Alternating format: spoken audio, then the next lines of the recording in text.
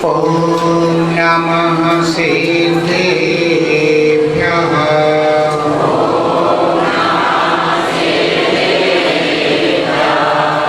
ॐ नमः सिद्धेभ्यः।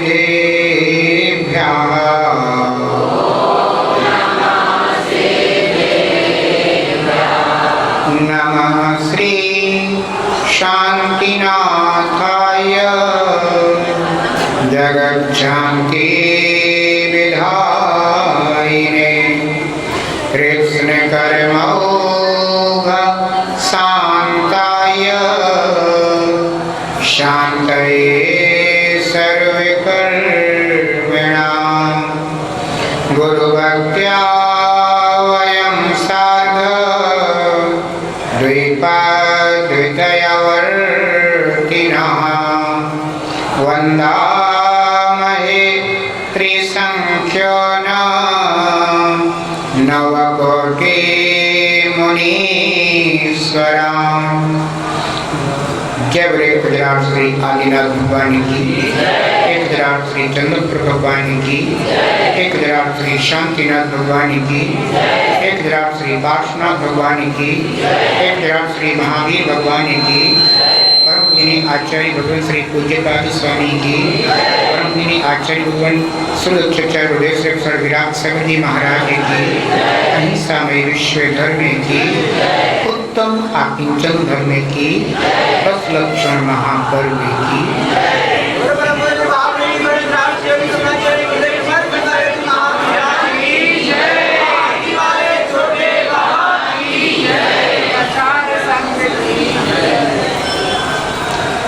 जो तेरा मेरा करता परिचय का दुख ही भरता, जो तेरा मेरा करता परिचय का दुख ही भरता, तेरा मेरा जो तजता तेरा मेरा तजता, जो भाव अकिंचन ही धरता, तेरा मेरा तजता, जो भाव अकिंचन ही धरता।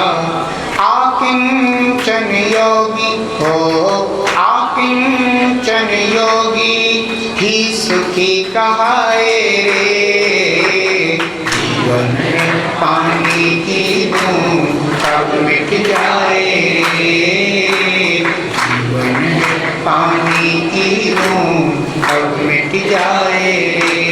पानी अनहोनी हो पानी अनहोनी कब क्या घट जाए रे, जीवन है पानी की बूंद कब मिट जाए रे, जीवन है पानी की बूंद कब मिट जाए रे, जीवन है पानी की बूंद कब मिट जाए रे।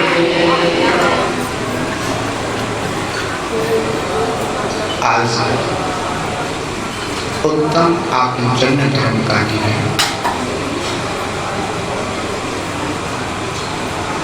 जगत में यह जीव जन्म लेने के बाद मैं और मेरा इस परिणाम से बदल जाता है। जब तक आत्मा में मैं और मेरा यह परिणाम चलता रहता है, तब तक आकिंचन भाव उद्घाटित नहीं होता। आकिंचन का अर्थ है ना मैं कुछ हूँ और ना मेरा कुछ है। मैं कुछ नहीं हूँ, ऐसा परिणाम आत्मा में आ जाना।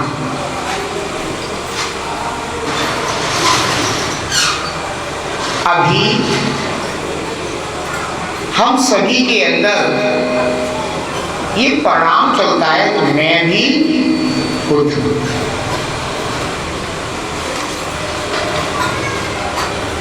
मैं भी कुछ हूं। कई बार तो व्यक्ति मैं माने अहंकार, और अहंकार में आकर के व्यक्ति क्या कहता है, मैं भी कुछ हूं, आप मुझे जानते नहीं हैं मैं कौन हूं। हम तुम्हें जानते हो या नहीं जानते हो, लेकिन ये जरूर बात है कि तुम भी अपने आप को नहीं जानते हो कि तुम कौन हो। जिस दिन तुम अपने आप को जान जाओगे उस दिन तुम मुझसे आकर के नहीं कहोगे कि आप नहीं जानते कि मैं कौन हूं, लेकिन हाँ मैं तुम्हें जानता हूं कि तुम कौन हो। क्यों? क्योंकि मैं अपने आप को जानता हूं कि मैं कौन हूं। मैं तो शुद्ध ज्ञान दर्शन में आत्मा, मैं अपने को जानता हूं, इसलिए मैं तुम्हें भी जानता हूं कि तुम भी शुद्ध ज्ञान दर्शन में आत्मा हो। लेकिन तुमने पर पदार्थों का संयोग करके कुछ ऐसे परिणाम गहनता से बना लिए हैं कि तुम्हें ये लगने लगा है कि मैं भी कुछ हूं। आज सुबह संध्या के लिए मैं संबोधित कर रहा था, प्रतिदिन करता हूँ, 10 दिन प्रतिदिन बताता हूँ आज ये धर्म का दिन है। तो मैं यही समझा रहा था, मैंने कहा देखो किसी के अंदर ये भाव आता है कि मैं मुनि हूँ, किसी के अंदर ये भाव आता है मैं आर्य का हूँ, किसी का के अंदर ये भाव आता है मैं एडम हूँ, झुलक हूँ, झुलिका हूँ, ब्रह्मचारी हूँ, ब्रह्मचारिणी हूँ, ये भाव आ जाते हैं। लेकिन ये सारे के सारे भाव तुम्हारे वास्तविक भाव नहीं है, ये तो मार्ग के भाव हैं जो अभी हैं और थोड़ी देर बाद ही पलट जाएंगे। अगर मान लीजिए कोई ब्रह्मचारी है, वे कहेंगे मैं भी ब्रह्मचारी हूँ, मैं सातवाधारी ब्रह्मचारी हूँ, ठीक है, तो ये कह सकते हो कि मैं सात ब्रह्मचारी ब्रह्मचारी हूँ। लेकिन हो सकता है कि तुम और आगे बढ़ जाओ, फिर नहीं कह पाओगे कि मैं सात ब्रह्मचारी हूँ।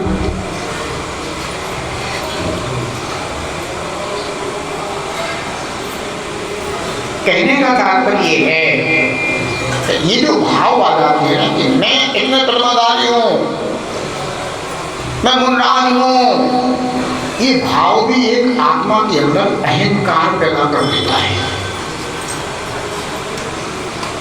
इस सूक्ष्म अहंकार को बहुत बिरले की भी समझ पाते हैं। वे ही समझ पाते हैं जिन्हें अपने शुद्ध ज्ञान दर्शन में गायक भगवान आत्मा का बोध होता है। वे ही इस बात को जान पाते हैं कि यह परिणाम भी मेरे आत्मा को कितना दुख देने वाला परिणाम है। ध्यान रखना, मैं मुनि हूं, ठीक है, अच्छी बात है, आप मुनास हैं, आपने अपने आत्म तत्व की महिमा को जाना होगा, तीनों लोगों में सर्वश्रेष्ठ अपने निज गायक स्वभाव को पहचाना होगा, आपने जगत के समस्त पदार्थों को अपने आत्मा के लिए अहितकारी जान करके नश्वर पहचान करके त्यागा होगा।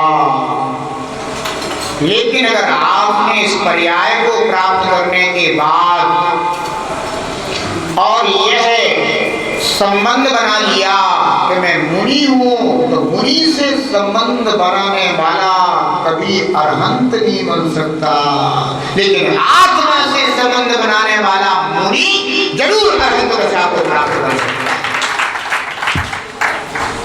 मैं आचार्य हूं, अगर तेरा आचार्य से संबंध हो गया तो मैं आचार्य हूं, तो बंधु तू कभी भी इस संसार से पार नहीं हो सकता। लेकिन मैं शुद्ध ज्ञान भगवान आत्मा हूं, ऐसा आचार्य अगर अपने निष्स्वभाव का अनुभव करता है तो अवश्य विचार करके निर्वाण को प्राप्त कर सकता है। आचार्य कुंद देव समय सारणी में कहते हैं कि 3 प्रकार का परिग्रह होता है, सचित्त परिग्रह, अचित्त परिग्रह और सचित्ताचित्त परिग्रह। एक निर्ग्रंथ आचार्य जिसे 3 प्रकार के परिग्रह का निरंतर बोध रहता हो, वह आचार्य स्वयं भी भवसागर से पार होने वाला है और दूसरों को भी भवसागर से पार करने वाला है। और जिसे यह सचित्त अचित्त और सचित्ताचित्त परिग्रह का निर्णय नहीं है, वह क्या सोचता है, ये शिष्य मेरे हैं, मेरे शिष्यों का गुरु हूं, ये शिष्य मेरे हैं। आचार्य कुंद देव कहते हैं कि ये सचित्त परिग्रह, क्या कहते हैं, ये सचित्त परिग्रह है। चेला चेली शब्द आया है परमात्म प्रकाश जी में, आचार्य योगेंद्र देव इसी को चेला चेली कहते हैं। तो ये जो है, इनको यदि कोई सर्वथा ही अपने मानने लग जाए तो मेरे शिष्य इतने महान हैं, मेरे शिष्य ऐसे हैं, मेरे शिष्य वैसे हैं। अरे अज्ञानी, ये तेरे शिष्य हैं, ये व्यवहार है, लेकिन ये वास्तव में तेरे आत्मा के नहीं है। क्योंकि आत्मा में तो आत्मा का जो अपना गुण वैभव है, इसके अलावा इस जगत का और कोई भी अणु परमाणु भी उस आत्मा का नहीं हो सकता है। ध्यान रखना, भले ही वस्त्र के ऊपर मैल लग जाए, वस्त्र पर क्या लग गया, एक के वस्त्र पर मान लो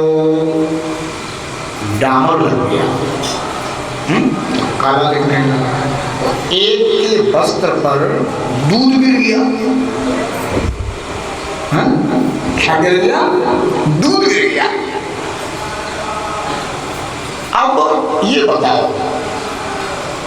वस्त्र पर डामर लगा हुआ है, वस्त्र पर दूध लगा हुआ है, तो क्या वह दूध या डामर वस्त्र का हो गया है? नहीं हुआ है।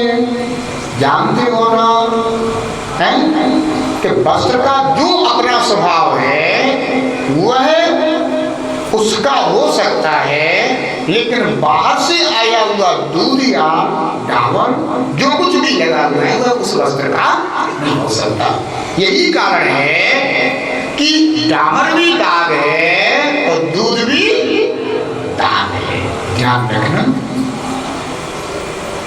दूध भी दाग है। वो निर्ग्रंथ आचार्य, वो निर्ग्रंथ गुरु, ये जो शिष्य बैठे हुए हैं ना, ये दूध का दाग है, ये डामर का दाग नहीं है, लेकिन ये दूध का दाग है। निर्ग्रंथ आचार्य अंतरंग में अनुभव करता है कि मैं तो वस्त्र हूं और मेरे वस्त्र के साथ, यानी मेरे साथ ये दूध का दाग लगा हुआ है, क्योंकि ये धवल है, उज्जवल है, पवित्र मार्ग का अनुसरण करने वाले हैं। लेकिन अगर इन्हें मैं अपना मान लूं तो ये मेरे लिए दाग है। इसलिए दूध का भी दाग अगर वस्त्र पर लग जाए तो भी विवेकी जीव उसे धोने का प्रयास करता है। एक निर्ग्रंथ सच्चा गुरु, सच्चा साधक भले ही शिष्यों के लिए मोक्ष मार्ग का मार्गदर्शन करता है, संग्रह करता है, पोषण करता है, शिशुवत पालन करता है, शिक्षा देता है, दीक्षा देता है, आगे बढ़ाता है, तो भी प्रति समय अंतरंग में इस बात का स्मरण रखता है कि इनमें से कोई भी मेरा नहीं है। ऐसा निर्ग्रंथ गुरु शिष्यों का भार वहन नहीं करता, परिग्रह का भार वहन नहीं करता, अपनी सचित्त परिग्रह से हमेशा दूर रहा करता है। ऐसा सच्चा निर्ग्रंथ गुरु आचार्य ही मोक्ष मार्गियों को भी मोक्ष मार्ग की ओर ले जाता है, संसार सागर से पार करा देता है, और जो शिष्यों के राग में बस जाता है।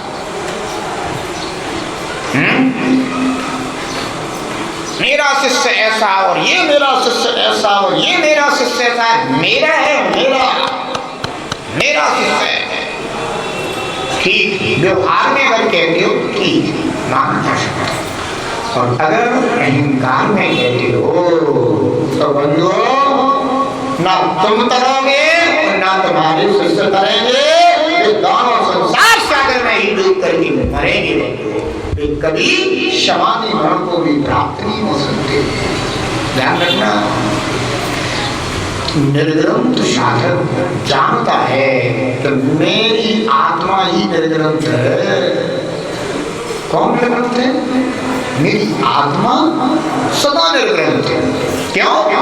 क्योंकि मेरी आत्मा बाह्य परिग्रह को कभी स्वीकार नहीं करती, इसलिए निर्ग्रंथ है। और किसी ने ऐसे अपने आत्मा के निर्ग्रंथ स्वभाव को जान लिया है, पहचान लिया है और उसका आश्रय कर लिया है, बंदो वही निर्ग्रंथ साधु कहलाता है। और जिसे अपने आत्मा के निर्ग्रंथ स्वभाव का बोध नहीं हुआ बंधुओं, वह शरीर से निर्ग्रंथ हो सकता है, लेकिन कभी आत्मा से निर्ग्रंथ पर्याय का अनुभव नहीं कर सकता है। इसलिए बंधुओं, जिसने अपनी आत्मा को निर्ग्रंथ जान लिया है, ऐसा वह योगी क्या अंतरंग में हुआ करता है कि ना मैं कुछ हूँ और ना मेरा कुछ है। बंधु व्यवहार में कहता है कि मैं गुरु हूँ, लेकिन उसी समय अंतरंग में जानता है कि कौन गुरु और कौन शिष्य। तेरा आत्मा ही तेरा गुरु है। कौन? तेरा आत्मा ही तेरा गुरु है, मैं तो निमित्त मात्र हूँ। ध्यान रखना बंधुओं, सचित्त परिग्रह को लेकर के अगर कोई अपने आत्मा में अहंकार करता है, संसार में ही डूबता है। सचित्त परिग्रह, अचित्त परिग्रह, अचित्त परिग्रह कौन सा होता है? पुस्तक है, पिंची है, प्रबंध है ना, ये सब परिग्रह अचित्त परिग्रह कहलाते हैं। यूं तो ये उपकरण कहे जाते हैं, क्या कहलाते हैं? मुनराज के उपकरण। लेकिन ये मुनराज के उपकरण होते हुए भी मुनराज यह जानते हैं कि ये मेरे निज भगवान आत्मा के नहीं है, ये मात्र मुनि चर्या के साधन हैं, लेकिन ये मेरे आत्मा के नहीं। बंधुओं, अचित्त परिग्रह कहलाता है। और इन अचित्त परिग्रह से सहित अगर कोई शिष्य हो तो सचित्त अचित्त परिग्रह कहलाता है। गृहस्थ होते हैं, गृहस्थों में परिवारी जन हैं, सचित्त परिग्रह है। अगर परिवार के लोग आभूषण आदि से युक्त हैं तो सचित्त चित्त परिग्रह है। और अगर मान लीजिए तिजोरी में मात्र आभूषण धन है ना, सोना चांदी आदि रखा हुआ है तो अचित्त परिग्रह कहा जाता है। विवेकी जीव यह जानता है कि यह सब ये मेरा है, इस तरह का मात्र व्यवहार है, लेकिन वास्तव में ये मेरा ना था, ना मेरा है और ना कभी मेरा होगा। ध्यान रखना, पुण्य के उदय से संयोग को प्राप्त हुआ है, संयोग को प्राप्त था और आगे भी संयोग को प्राप्त हो सकता है, लेकिन ये मेरा नहीं है। बंधुओं, ऐसा आकिंचन्य भाव इस आत्मा में है कि ना मैं कुछ हूं और ना मेरा कुछ है। इस भाव से युक्त आत्मा आकिंचन धर्म को प्राप्त होता है। कोई निवृत्त साधक कहे कि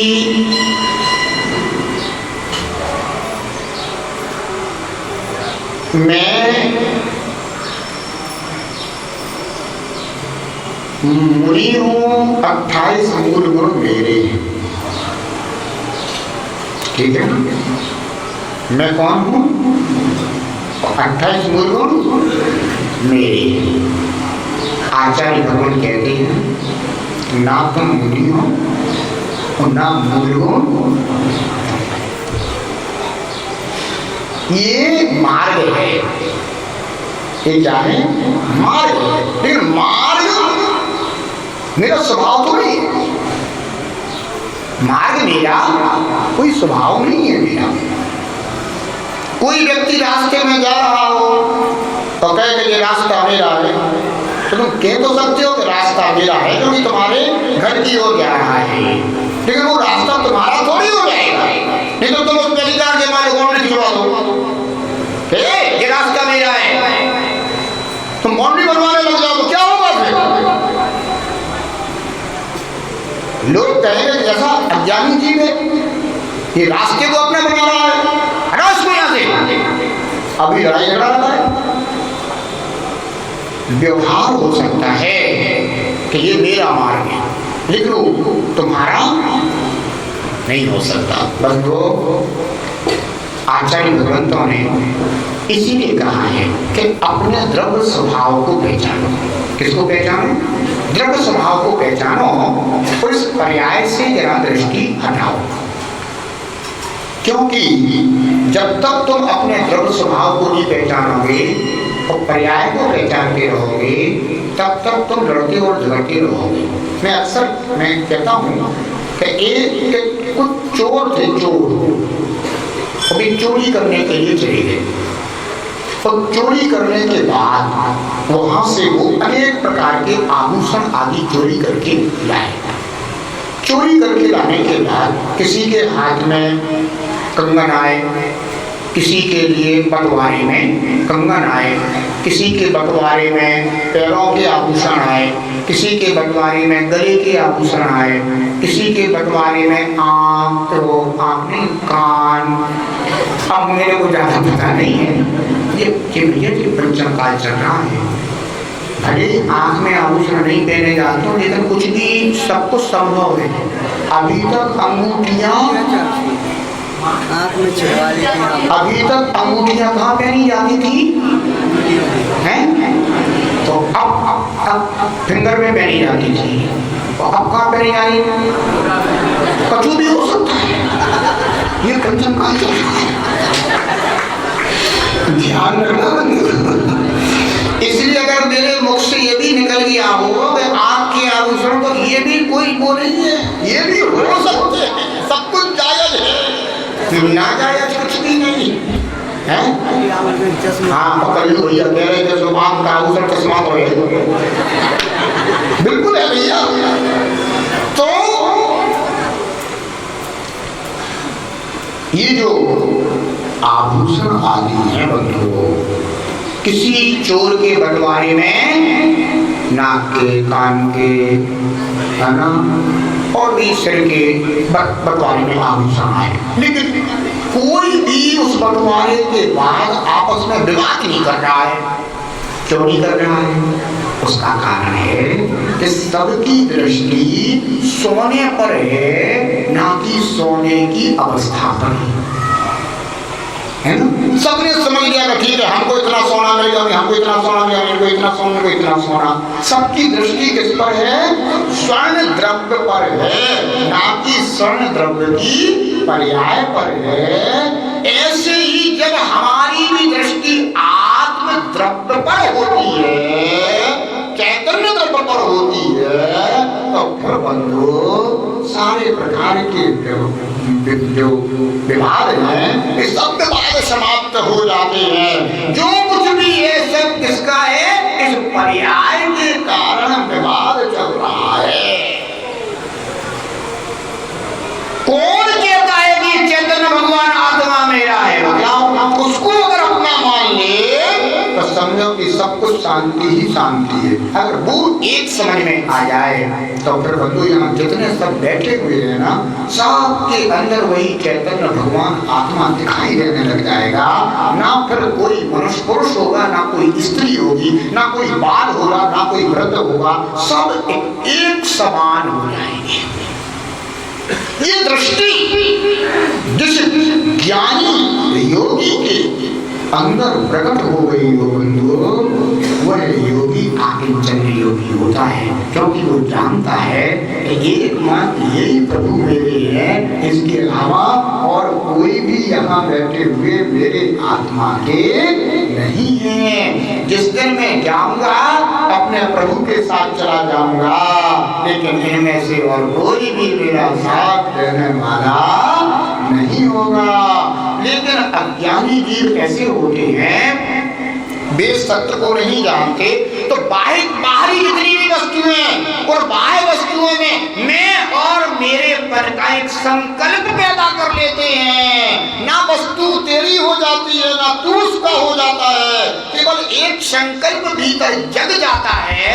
उस संकल्प के कारण जीव का आकिंचन भाव समाप्त हो जाता है और जीव दुखी होना शुरू हो जाता है। कहते हैं कि मुंगेरी लाल की शादी हुई, तब शादी हुई तो उसे शादी में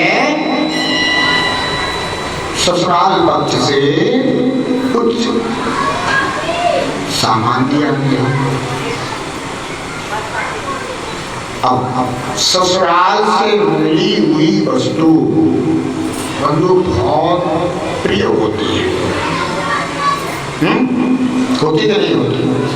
तो कहते हैं कि उस समय की सबसे प्रसिद्ध घड़ी कौन सी कंपनी की है? HMT। चलो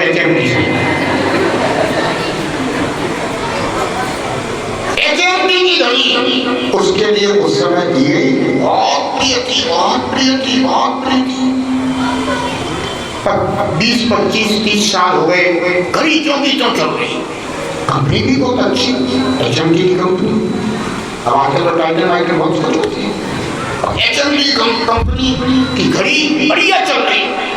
घर में एक पुराना नौकर, जितनी पुरानी घड़ी उससे भी ज्यादा पुराना नौकर सेवक घर में रहता था। एक दिन वह सेवक आया, रोज की तरह अपना कार्य करता था, हर चीज को पांच के रख देता था। उस दिन आया और उसने उस घड़ी को पहुंचा। कभी कभी असावधानी हो जाती है, कितनी भी सावधानी से कार्य करो, लेकिन कभी कभी बन पड़ती। असावधानी हो गई, घड़ी गिर गई, घड़ी टूट गई, और जैसे घड़ी टूटी आवाज मुंगेरी लाल तक पहुंच गई। उसने लगा पता नहीं क्या गिर गया। बेचारा नौकर कांपता हुआ आया, बोला हुजूर मालिक आज एक बड़ी गलती हो गई। क्या हो गया? बोले वो जो घड़ी लगी हुई थी ना, मैं उसे साफ करके टांग रहा था और हाथ से गिर गई। अच्छा, टूट गई? टूट गई। मुंगेरी लाल को ससुराल से मिली हुई वो घड़ी बहुत प्रिय थी। अब बेचारा क्या कहता, पुराना नौकर था, सेवा करते करते बहुत समय हो गया। थोड़ा सा उसको बोला और बोला कोई बात नहीं, आगे से सावधानी से कार्य करना। अब मालिक सेवक तो अपना काम करके अपना घर चला गया।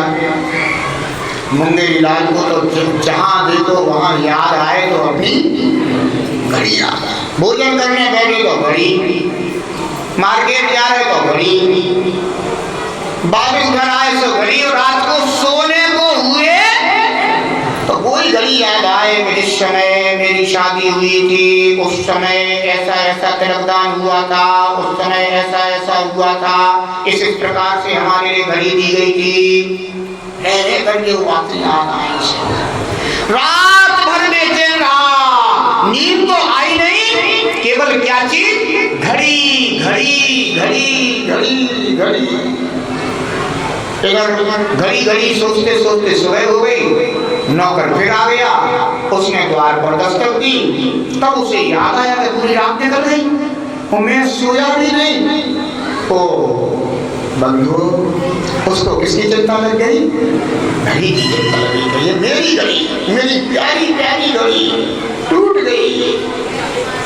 बुद्धिमान भी बहुत था। जैसे नौकर आया पूछता है, क्यों रात्रि को अच्छे से सोए थे? बोले सब आपकी कृपा है, आपका हमारे सिर पर इतना हाथ है।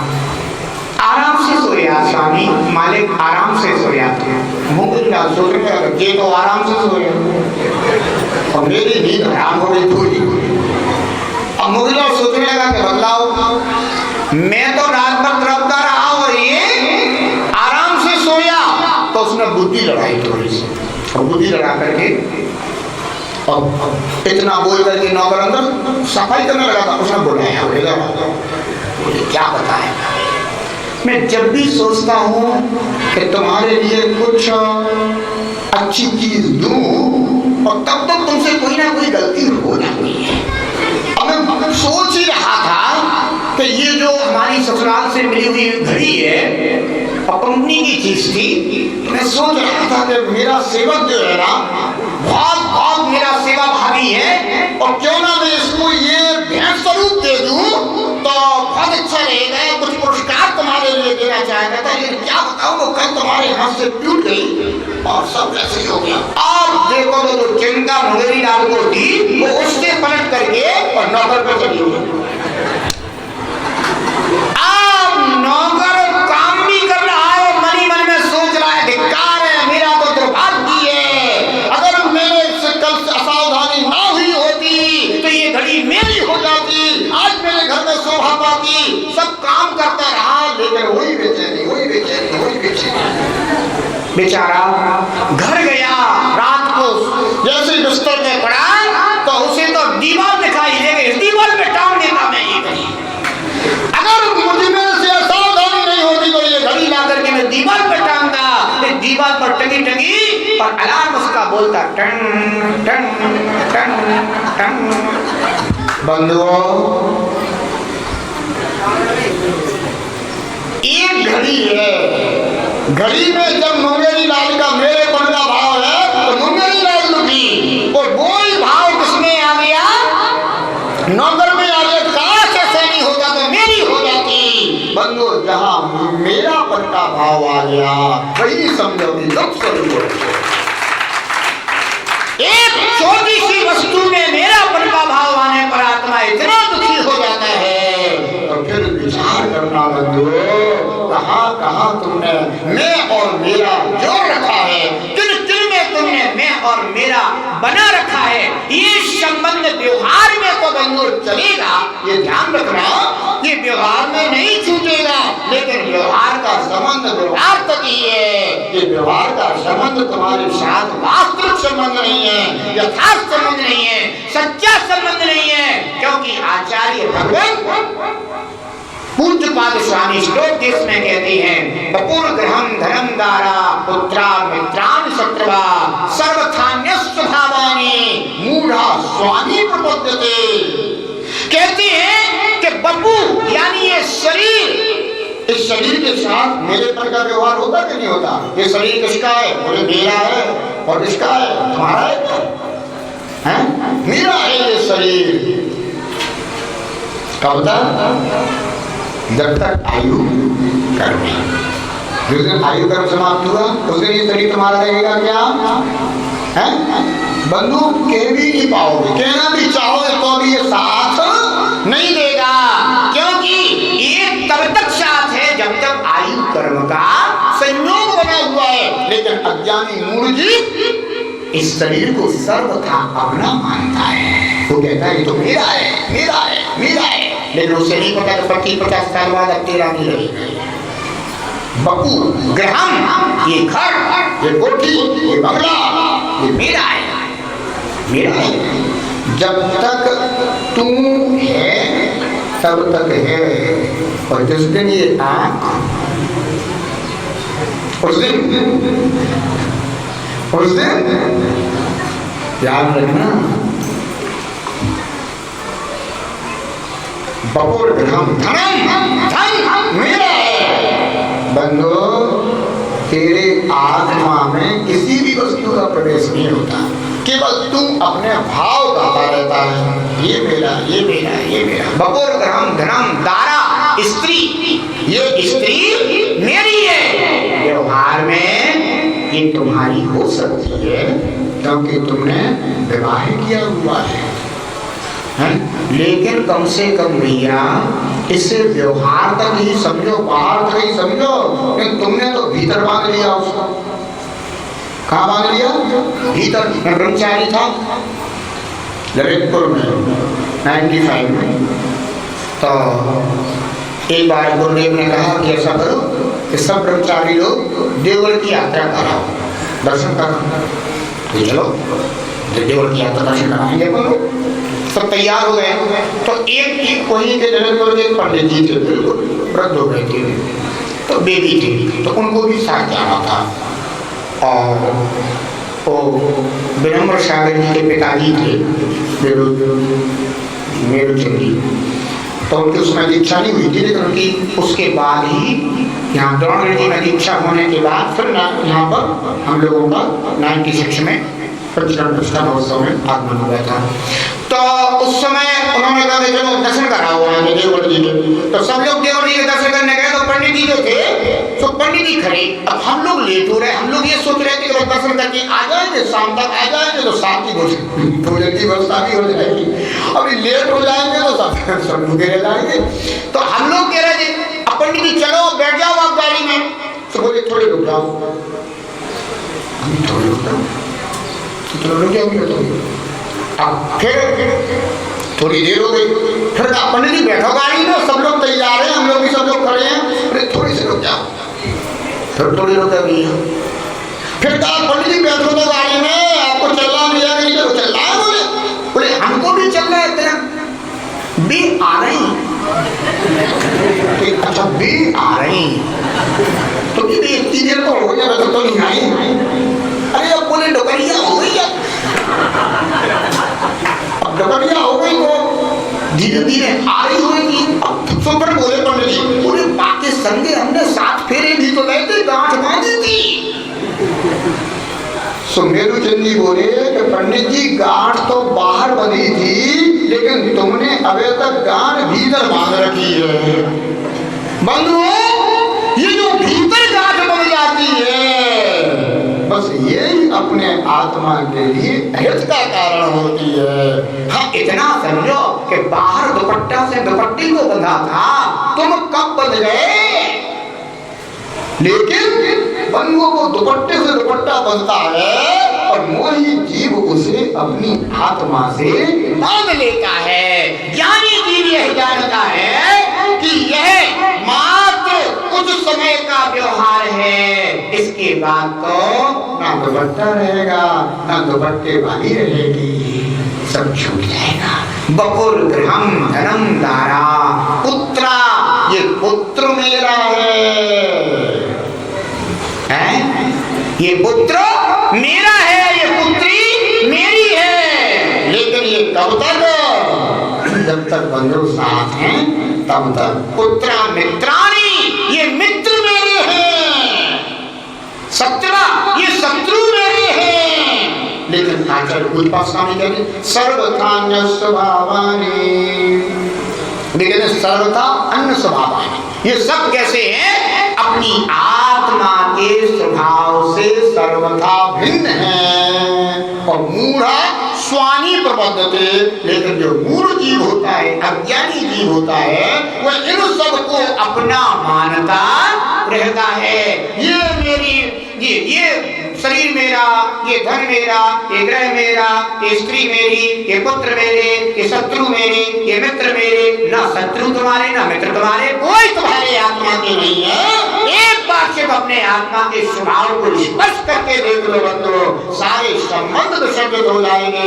मात्र बाहर बाहर लोक व्यवहार दिखाई देगा और अंदर जाओगे तो एकमात्र अपने को पाओगे, कहोगे एको में शाश्वत आत्मा, मैं तो एकमात्र शाश्वत आत्मा हूँ, अहमिक को खल शुद्धो, मैं तो निश्चय से एक ज्ञान दर्शन स्वभाव वाली शुद्ध आत्मा हूँ। बंधुओं, जिसे अपने स्वभाव का ऐसा बोध हो गया है, बंधु वही योगी आत्मजन्य योगी है। और जिसे अपने स्वभाव का ज्ञान ही नहीं है, बंधुओं, बाहर के संबंधों में ऐसा उलझ जाता है, ऐसा बंध जाता है कि उसे भीतर का अपना वह अमृत तत्व दिखाई ही नहीं देता, नजर ही नहीं आता, स्वभाव का परिचय ही नहीं हो पाता। और बाहर से अगर कोई बंधु साधु बन भी गया, शरीर को साधु नहीं बनाना है, एक बार आत्मा के साधु स्वभाव को जानना है। और साधु स्वभाव को अगर पहचान लिया तो बंधु अंदर से साधु बन जाओगे, आखिर चंद योगी कहलाओगे। और 10वां धर्म जो कल ब्रह्मचर्य धर्म आने वाला है, वो उसी को प्राप्त होता है जो आखिर चंद को प्राप्त होता है। जिसके पास आखिर चंद नहीं है बंधु, उसके पास ये 10वां धर्म प्राप्त नहीं हो पाता है। इसकी चर्चा अब हम लोग कल करेंगे। तेरा जो तेरा मेरा करता, परिग्रह का दुख ही भरता, जो तेरा मेरा करता, परिग्रह का दुख ही भरता, तेरा मेरा तजता जो भाव अकिंचन ही धरता, तेरा मेरा तजता जो भाव अकिंचन ही धरता। आकिंचन योगी हो, आकिंचन योगी ही सुखी कहाए रे, जीवन में पानी की मोर तब मिट जाए, जीवन में पानी की मोर तब मिट जाए रे। हानि अनहानि हो, हानि अनहानि कब क्या घट जाए रे, जीवन में पानी की बूंद कब मिट जाए रे, जीवन में पानी की बूंद कब मिट जाए रे, जीवन में पानी की बूंद कब मिट जाए रे। क्या करोगे? परिग्रह 24 वेद त्याग करें और तृष्णा भाव को छेद घटती जान, ठीक है ना? जितना घटा, जितना घटता जान सको उतना तो कम से कम घटा ही लेना चाहिए। शेष को आगे जय बोलिए गुजरात श्री शांतिनाथ भगवान की। ओम ह्रीं उत्तमा किंचन धर्मांगाय नमः। ओम ह्रीं उत्तमा किंचन धर्मांगाय नमः। ओम ह्रीं उत्तमा किंचन धर्मांगाय नमः। जय बोलिए गुजरात श्री शांतिनाथ भगवान की, उत्तम आकिंचन धर्म की। आज का नियम, आज का नियम है कि आज 5 मिनट, कितनी देर? 5 मिनट एकांत में बैठ करके ये विचार करना है कि तुम्हारी आत्मा का क्या क्या है। जो है वो तुम्हारा ही है या जो है वह मात्र पानी के ऊपर पड़े हुए वृक्ष के पत्तों की तरह है। हैं? पानी के ऊपर क्या पड़े हैं? पत्ते पड़े हुए हैं, है ना? तो वो तुम्हारा है, पानी के पत्ते हैं क्या वे? हैं? भले पानी में है तो भी वे पानी के ऐसे अपने विषय में चिंतन करना, सबको लेकर के चिंतन करना, परिवार, धन, वैभव सब कुछ लेकर के चिंतन करना। एक बार अपनी आत्मा को जानना, पहचानना, अवश्य शांति मिलेगी। जय बोले शांतिनाथ भगवान की। ज्ञावाणी के ज्ञान के सूर्य लोकालो सौवाणी मस्कर्जनो